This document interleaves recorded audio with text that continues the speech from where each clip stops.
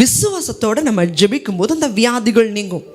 இன்றைக்கி சந்தேகத்தோடையும் பாதி விசுவாசம் பாதி சந்தேகம், பாதி விசுவாசம் பாதி பயம். அதனால தான் நம்ம அற்புதங்களை பார்க்க முடிகிறதில்ல.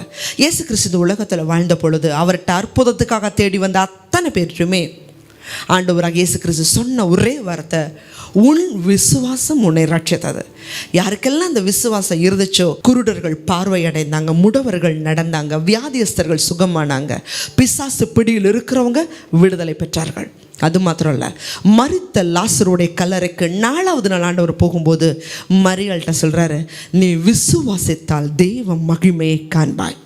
நம்ம வாழ்க்கையில் எதெல்லாம் முடிஞ்சு போச்சுன்னு நினைக்கிறோமோ உங்கள் விசுவாசத்தை மாத்திரம் விடாதீங்க. பாவம் பக்கத்தில் வருதா, விசுவாசத்தோட கூட ஜெபம் பண்ணுங்க. அதுக்கு மேலே தேவன் உங்களுக்கு அதிகாரத்தை கொடுப்பார்.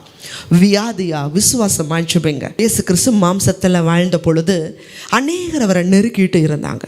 பிரயாணமாக போகும்போது ஒரே ஒரு பெண் அவருடைய வஸ்திரத்தை தொட்டா. அப்போ ஆண்டவராக இயேசு கிறிஸ்து கேட்குறாரு, என்னை தொட்டது யார்? அப்போ சீசர்கள் கேட்குறாங்க, என்ன ஆண்டவர், இத்தனை பேர் உங்களை நெருக்கிக்கிட்டு இருக்கிறோம், இப்போ போய் யார் என்ன தொட்டாங்கன்னு சொல்லி கேட்குறீங்களே?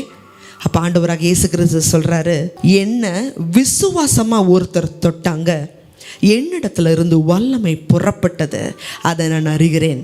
தேவஜனமே, அப்படின்னா என்ன அர்த்தம்? ஒரு மனுஷன் விசுவாசிக்கும் போது தேவனுடைய பர்மிஷனே இல்லாமல் அவற்றிருந்து வல்லமை புறப்படுது. அப்படின்னு சொன்னால் காந்தமும் இரும்பும் எப்படி ஒட்டிக்கொள்ளுமோ, உங்கள்கிட்ட விசுவாசம் இருந்தால் 100க்கு 100 விசுவாசிச்சிங்கன்னா தேவனுடைய அற்புதம் இறங்கி வரும். பிரச்சனை வரலாம், பாடுகள் வரலாம், அவைகளை விட உங்களுக்குள்ள இருக்கிற இயேசு பெரியவர்.